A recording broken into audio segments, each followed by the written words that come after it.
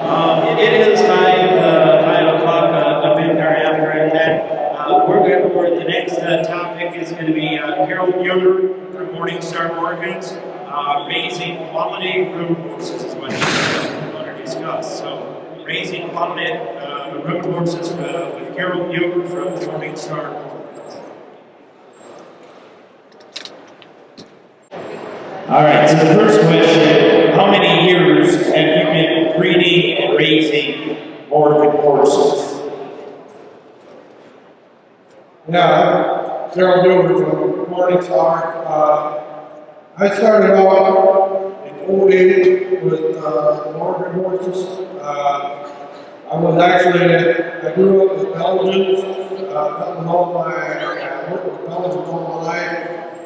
I didn't know anything else other than working with them. And '08 time, we got married in '04, and things got a little tough. We just bought a new place in '05, and '08 and '09 was pretty rough going down there in northern Indiana. The factories were slow. We hardly did anything. Yeah, all up. And you know, anybody that has knows how much they eat. And I had 15 acres, and that didn't allow. Yeah, I had to buy all my hay and grain and stuff, and yeah, and then something had to change.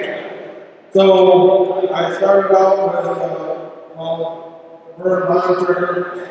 He was a local trucker, and he had Morgans. I always liked Morgan horses, but I never thought I'd ever get off with them. He had a chestnut mare that he thought, well, maybe I had him for truckers or something, and he asked me if I'd like to ride that mare. Yeah, I ended up riding that mare for a little while, and finally I said, you know what, we got attached to that mare.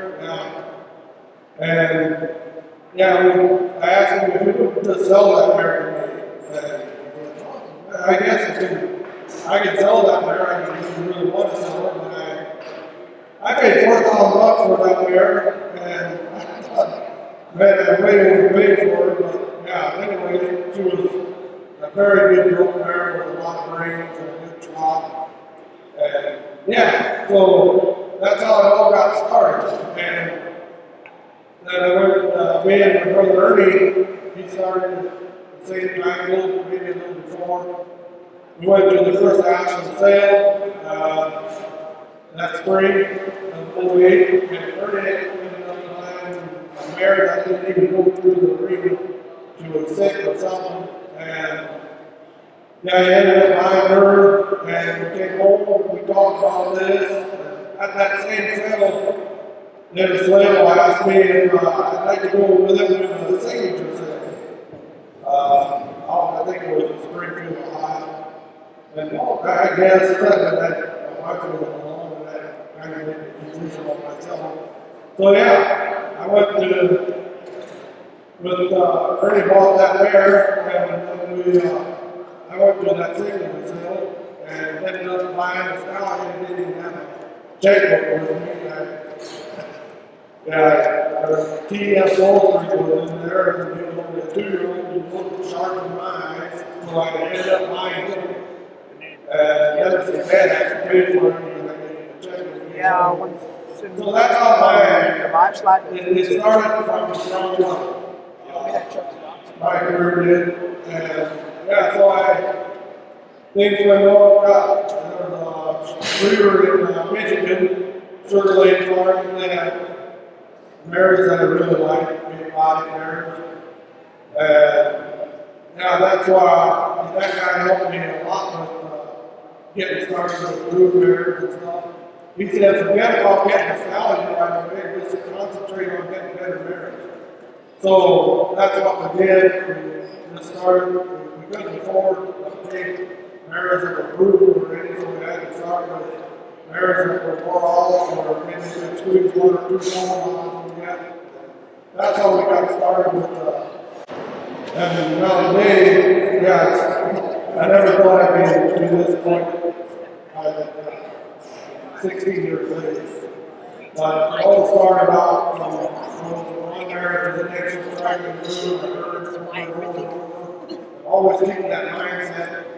I want every time I find her, she's going to be better than what I had.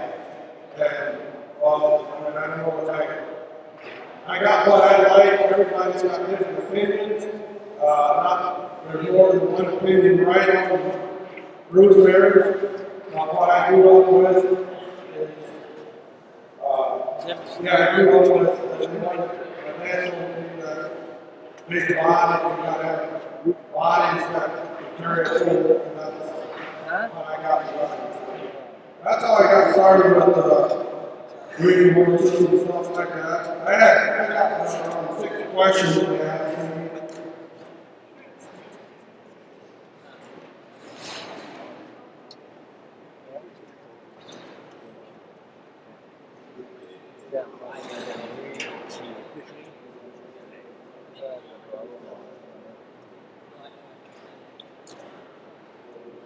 So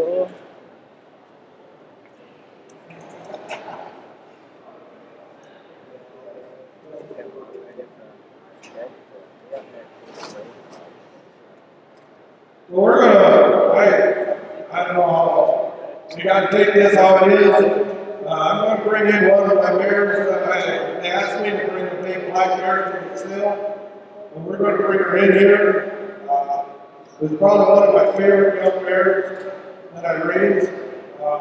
I didn't raise her, I guess I bought her. Later on I bought her dam. And that's why I brought her today, because I got her damages in full the same way as this mare. So this is about the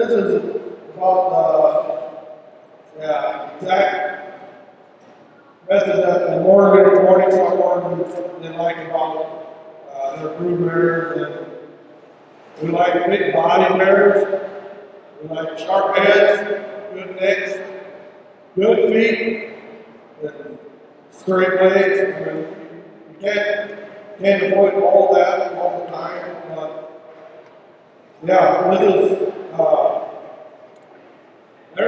this mare is not perfect. Her head might be just a tad bit longer than what a lot of Mormons are, but she's got enough body to carry that head that it won't look out of place, or I don't think so. And as far as the conservation of this mare, she's got a good wide open chest. That's one thing that I think is very important. If you're going to have a road horse, you need an open chest so they can breathe, and they got power on top of that. She's only, she's 4, she's past the 3-year-old, and yeah, she could be a tad bit longer. I don't know if you want her to be real thick, but she's got a good hind end on her. She uses that hind end, and that's one thing that Jennifer was talking about, show horses, I call that. The hind end on the Morgans are getting a little over the scene. They're concentrating a lot on the front ends. There's a lot of truth to that. But to me, for a solid horse, you've got to have a good hind end. That's going to create a solid horse. You've got a horse with a good hind end. You've got to push off the hind end. That's where all the power is going to come. It's not going to come from that front legs. And for me, for a road horse,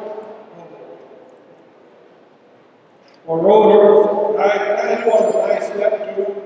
I'd rather have a long stride than hopping the knees and not getting anywhere.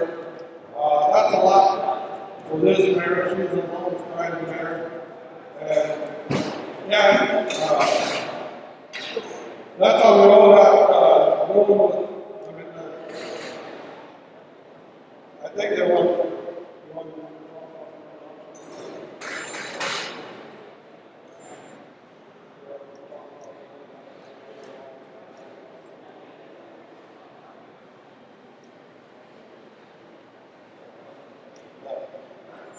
I bred this mare to my, I'm going to tell you a little bit why I bred this mare.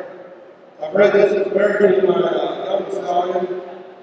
He's got all kinds of talent in the front end. pushing them back, which that's one thing I really like. This mare could use a little more in the front, maybe, if you want to be picky about it. But he's got all kinds, and he's got a short, cute head. I'll clean up this end a little more.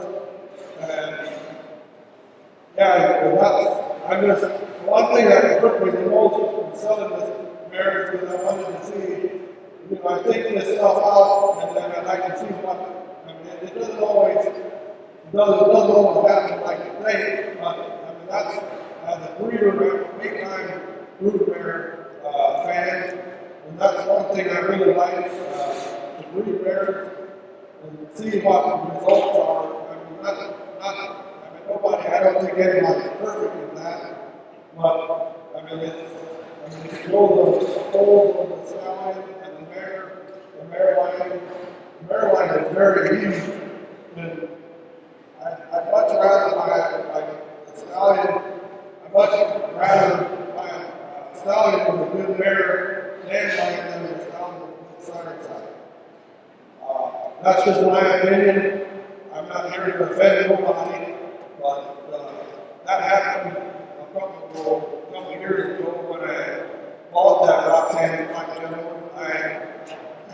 It was kind of funny how that all worked out. I bought that stallion because of his dam, and at that same time, drawing got sold for quite a bit of money, and everybody, so you bought a drawing book right off the bat. You know, well, really I did, but I bought him because of his dam. I didn't even, I was glad it was a drawing, don't get me wrong, but I bought that book because of the dam side, and I think it paid off over and over and over again on that one. So, and that's all I got. I'm not much of a speaker, so if you've got any questions or anything, I'll answer what I can, but yeah, that's all I got.